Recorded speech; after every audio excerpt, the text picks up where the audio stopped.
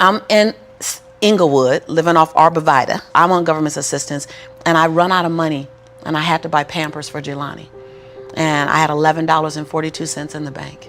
And I remember wrapping my son in a towel for 2 days. You know, someone said, because when I tell the story, I always get teary-eyed. And someone said, do you fabricate the tears because you've told the story so much? No, I'm a mama. Every time I tell the story, I feel it again. I remember the second day, like you said, I had my hand on Jelani's stomach, and I said, don't worry, baby. Mommy will never be this broke or broken again. And that day, what shifted for me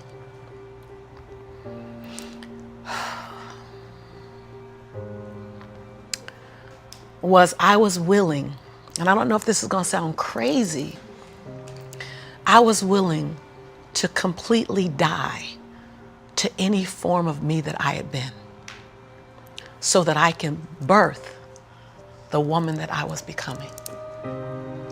The reason why a lot of people won't become who they want is because they're too attached to who they've been.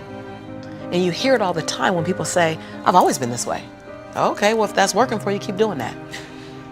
I knew it wasn't working for me any longer. I had hit my version of rock bottom. So I was willing to let go of everything and everybody. See, another reason why people won't get there is because the doorway is for you to fit through. You trying to carry everybody else through because you're trying to be Rescue 911. And you got to rescue you first. I am much more valuable to my family and to my community because I was willing to let them go through the door myself, teach myself, learn myself, condition myself, and then come back and get them. I'm much more valuable to them now. But I had to go through a window time of 10 years of judgment. You leaving us, hanging out with white people all the time. You going to these crazy countries. We don't know what you, I had to be willing to allow my conviction to make me inconvenienced. See, we want to grow, but we want to stay liked by everybody. I was willing to be my own rescue at the risk of your approval. But most of us aren't like that. Facebook is an example. We want to be liked. Well, I woke up and I like myself today, so your like is extra. My job is to like me first. I was willing to say every day, Lisa, you like you? Lisa, are you proud of you? Lisa, are you playing full out? Every day before I checked in with anybody else. That's lonely, by the way. Why won't most people do it? Because it's scary and it's lonely. So what did I do? I was willing to find people who had what I didn't have, who were living lives that I wasn't living, who believed things that I didn't know about, and I was willing to become their student. I got up every day and I ate a slice of humble pie. See, when you get to this level, even me 10 years ago, you can get caught up by reading your own fine print. See, whenever I hear people reading my bio, before I came on and you read my bio, I'm in the back going, yeah, yeah, yeah, yeah, yeah, yeah, yeah, yeah, yeah. Because I don't want to ever think I arrived. That bio is old. You should be interested in my future. Oh, that's my bio. What's my future? Oh, what are you doing? Who am I becoming for 2020? And we get caught up in our bios. We get caught up in our status. I never allowed that to stop me from going and sitting at the hem of someone and saying, what do you know about wealth? See, because there's 3 forms to money. There's 3 relationships to money. We learn how to earn it, we learn how to keep it, and we learn how to grow it. Well, I learned how to earn it because my theme song was, I'm a hustler, baby. And I want you to know, everybody with me, it ain't where I've been, but where I'm about to go. So I was singing that song. That was good. They know, right? I was singing that song when I was working out of my closet as my office.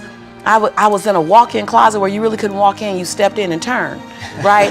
and the clothes rack, you know how you have the hanger rack, I had pant hangers in the closet and I had manila folders clipping on the pant hangers. Those are my client files. And I would sit there and I put $2.99 mirrors that you get from CVS. I put them all around my closet walls so that I can make my office look bigger. I worked out of that closet office for 4 years, singing that song. It ain't where I've been, but where I'm about to go. I knew that. I knew how to make money. I didn't know how to keep it because ain't nobody had none in my family. So keeping wasn't an issue. Growing was never an issue. So I went to people who knew how to make it, keep it, grow it. I went to people who was about serving others to the highest level. See, I make a lot of money because I serve more people. See, all your success is on the other side of service. People trying to make money, if it begins and ends with money, it's going to be a short-lived victory. But if it's about transforming lives, then the wind keeps going and going and growing and growing. So I went to people that knew what I didn't know. And I killed my ego every day, murdered my she-go every day. Because I got a big she-go. I mean, come on, right? Every day, Tom. And I got hungry and I learned. I went to the same training 42 times. Yes, I said 42. Some folk will stop because I've been there already. I learned that already. Yeah. No, I wasn't there. I wanted to be able to finish their sentences. I want to know what you know.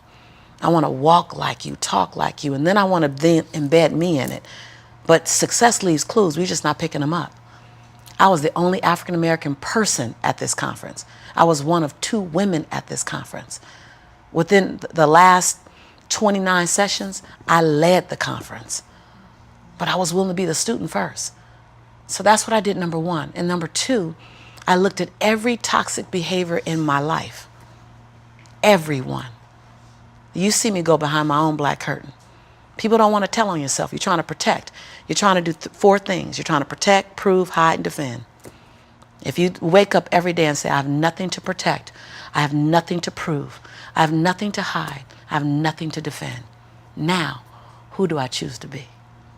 Because your energy is consumed with protecting, proving, hiding, and defending. Right. But if you let go of that, then now you're in creation. Every day I told myself that. Every day I got in the mirror and I said 3 sentences. And I gave each sentence 7 different endings. And at times I was crying so hard I couldn't understand myself because the ending, the sentence was so difficult to say. Every day I looked in the mirror and said, Lisa, I'm proud that you. And I found 7 different things to celebrate Lisa for because we are under-celebrated. Because you want someone to celebrate you more than you celebrating yourself. You want to hear thank you from others more than you're thanking yourself. You want to hear other people say, I love you more than you saying I love yourself. You are teaching the world. I said this on Oprah. And when I said this on Oprah, she said, oh my God, I believe the exact same thing. So I knew I had one thing right. The world is looking at you and following your example of how to treat you. How to treat you. They're following your example of how to treat you. So how you treat you, the world's going to follow your lead. So I had to start treating Lisa better because I was everything for everybody but nothing for myself. And so every day I got in the mirror and I completed 3 sentences. Lisa, I'm proud of you for. Second thing, Lisa, I forgive you for. That one took me down daily because I'd had a son with a man who was now in prison, my biggest nightmare, my greatest nightmare. I had been in a relationship that turned mentally and then physically abusive when my son was 3 years old. I made money but lost it. I was on government assistance. I was on welfare. I was on WIC, Women, Infant, and Children. I got a lot of forgiveness that I had to do. But I was willing to forgive myself every day. And every day I said the same thing for like 6 months until it got easier. And then one day I went, Lisa, I forgive you for it. And that thing didn't come up anymore. I was like, ooh, okay, on to the next. 7 different endings. And the last thing I did every day, last sentence, is Lisa, I commit to you that. Because we make bigger commitments to other people. If I commit to y'all something, ride or die, you can bet your last dime that I'm going to be there. I'm going to show up. You're going to get 2 dimes. But I would make commitments for me, for myself, and I wouldn't do it. I.e. my weight. That's interesting. So I started every day celebrating Lisa, forgiving Lisa, and making a commitment to Lisa. And then I was willing to invest money in me. I love this story. I was willing to invest money in me. Literally. Literally. I worked at LA Unified School District. And I knew I couldn't stay there because they needed a degree. I didn't have a degree. They didn't seem happy. I wanted to be happy. So I would have my son at daycare during the day. I'd work 9 hours. I pick him up from daycare, take him back to my office. I take a 30-minute break from 6 o'clock to 6:30 to go get him. I start working from 6:30 until midnight every day at my office on me, every day. Put my son on a little, primary color blanket, something to occupy him. Give him toys that I took the batteries out of so he'd be confused for a little while trying to figure out why they're not working. I'm serious. And I did it every day, every day, every day. I stopped going out to dinner. I stopped going out dancing. I stopped getting my nails done, stopped getting my hair done. And every 2 weeks when Ella Unified paid me, I wrote a check to my dream. And I wrote in the memo line, funding my dream. And I would mail the check to the bank, Wells Fargo. And I mailed a check to myself every 2 weeks for 3.5 years. My family thought I was smoking on drugs. Like, she ain't going out. She eating beanies and weenies all week. We think she on drugs, but she's not getting any smaller, so maybe not. And I went to the bank after 3.5 years. This is the story you're talking about. I walked in the bank. I said, I'm just gonna check and see where that account is, because I wouldn't open the statements, because my mother used to say when I was growing up, girl, this money burn in my pocket. And I'm like, I think money hot, and it goes. Thank you so much, and it goes away fast. So I'm not gonna open the statement because I don't want to know how much money I have, because I didn't have a healthy relationship to money. I didn't even know a relationship with money. So while I'm at these trainings, they just kept saying save. So I'm like, okay, I'm gonna save. I didn't need the money that I was writing checks for, because it was the money I used on my nails and my hair. And then every check I wrote to myself, I made a challenge with myself that it had to be 5% more than the next check. Wow. Than the previous check. So I didn't really know how to calculate the 5%. So I'm like, well, I'll just add $30. I'll just add $60. I really didn't know anything about it. Then I went out and got a second job. And I started working in the evenings, less on my business and more out on jobs, so I can write a bigger check. So I learned how to live on $31,000. That's all I was living on, $31,000. We can make it. We got it. I sold my Altima I had at the time. I bought an old Ford Explorer. I just skinnied down. I moved out of my 3-bedroom house. I moved in with a roommate. She smoked even, and I was like, okay, I'm gonna put towels under the base of the door. Y'all, you gotta be inconvenienced. I put towels on the base of the door so the smoke wouldn't come in the room with me and my son. We slept side by side in the same bed. Went from a 3-bedroom, 3-bathroom house, 2-story, to a roommate, because I was willing to write a check to fund my dream. And I kept writing, funding my dream, funding my dream, funding my dream. And I walked in the Wells Fargo 3.5 years later, and I gave her my name. I said, hi, my name is Lisa Nichols. And she's like, you the funding my dream lady. I was like, yeah. So all these tellers came running around. The manager came around, because I guess everybody had processed a check or two. Right. And they were like, we all been wondering, like, everybody wants to know, what's the dream you funded? And I was like, I don't know, but it's gonna cost some money. I think I got a little money now to fund the dream. And so I said, I just came to get my balance and to see where it is, because I haven't opened any of the statements. They were like, what? I said, no, I haven't opened any of the statements because money burns my mama's pocket, so it might burn my pocket, so I don't want to spend it. So she wrote the balance down. You know how they write the balance down, and she turned it and passed it to me, and I looked at it, and I said, no, ma'am, my name is Lisa Shante Nichols. This is my social security number. I don't even want that money because y'all gonna want it back, and I don't want to get in trouble, so can you just give me my account? Because I didn't know anyone in my family that had $5,000 in their account, $10,000 in the account. So when you write down that I have $62,500 in my account, that's not mine. And so they all teared up, like everybody started crying. They're like, no, it's yours. I looked down at my son, Jelani, who was 5 years old now, and I said, Jelani, I think life is going to change for you and mommy. My son said, Mommy, can we finally go to McDonald's now? So, because I've been making them homemade Big Macs for a while. I was like, Mama can make you a better Big Mac than, Ronald McDonald. So, because I was willing to inconvenience my entire life. My entire life. I was willing to disrupt my entire life to buy my future, to buy my possibility, to give my dream a chance. See, we're not supposed to tuck our dreams in on the pillow when we get up in the morning. We're not supposed to leave them at home and go and fulfill somebody else's dream. We're not supposed to do that. That's not what we're wired to do. That's not who we are. Your human spirit doesn't care about the economy. The human spirit doesn't care that my son's father went to prison. The human spirit doesn't care what's happened to your family. The human spirit doesn't care about the past. You may have been molested, or your family may have been broke, or you may have been betrayed, or you may have a divorce. Your human spirit doesn't care about any of that. Your human spirit simply says, what's our command for tomorrow? What do you want to create? It's not keeping score. Your brain is keeping score, because your brain is designed to keep you safe.